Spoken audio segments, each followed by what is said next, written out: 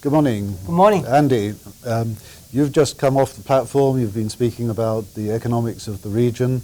Yes. As usual, a nice controversial piece. Is it your style to be controversial? Yeah, well, I try to think out of the box, and I think that usually the world is not a nice little story that you can kind of tell in a minute, and it's all happy news. Unfortunately, the world does not work that way, and people refuse to recognize that reality, and leading to government actions, spending money trying to bring back what was past. I think that's the trouble we are in now. Yes, but we're in a world where people like to be conventional. So when you're controversial like that, how much trouble does that get you in? Well, certainly that when that was the World Bank talking about the property bubble in the United States and what the Fed was doing, I think that initially people thought I was kind of just being controversial and being funny, and then when it started happening, it was serious, and some people were upset with it, kind of this kind of diagnosis, and many people believed that it crashed because people talked it down. The same thing sort of happened in China at the beginning of 2007. I predicted the bubble was coming in the stock market, and the market would double, then crash. So people felt it was fun, fun story.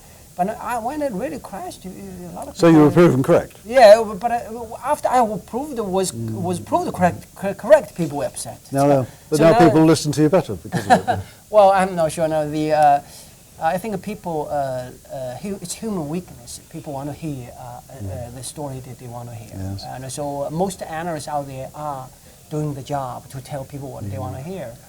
And I think but with China, you must have great difficulty getting actual numbers, getting accuracy of information. Right. So how much of it is guesswork as opposed to the statistics that come out? I seldom rely on statistics because the statistics are really not reliable. I do quite a bit of work talking to companies, local government officials, and there are thousands of Chinese companies listed nowadays, and they need to do quarterly earnings reports, and we can see a lot of numbers, and these numbers tend to reflect the economy much better. And when most businesses say that their sales are down, the economy must be in trouble. So, but we've all heard so many stories about how Chinese companies are always massaging the numbers. They have 3 different sets of accounts minimum, and that sort of thing. So, where do you start? Where do you finish? Well, I think that for Hong Kong listed companies, if you do that, you go to jail. Eventually. I think some companies take the risk, but a lot of companies I speak to, even if they massage the numbers, it's really kind of on the margin. You cannot just tell a complete lie. So, are you seeing better quality of management turning out of companies? I think that the Chinese company managers are all pretty good, but the issue is that they are against a really bad macro environment. The government is kind of asking everybody to invest and create capacity.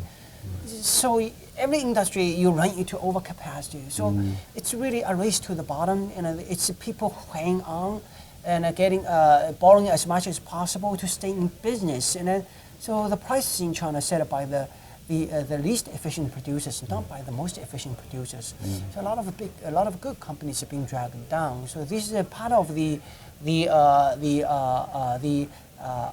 economy not working, and so the system is incorrect. This investment-driven story is really creating trouble for all the people involved.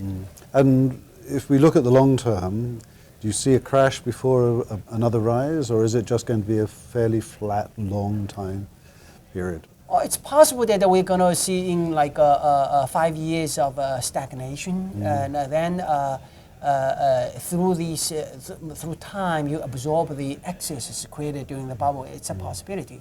But usually bubble doesn't work out that way. I think some sort of crash in China's property market is very likely. In many cities already going on. You look at a city like Wenzhou. That's not like a remote city. It's a very prosperous coastal town, well known for its entrepreneurs. The property market is down already by half. Yes. So I think that it's going to spread. Could spread like a contagion, or like bird flu. Wow. Good. Okay. Thank you very much. Thank you.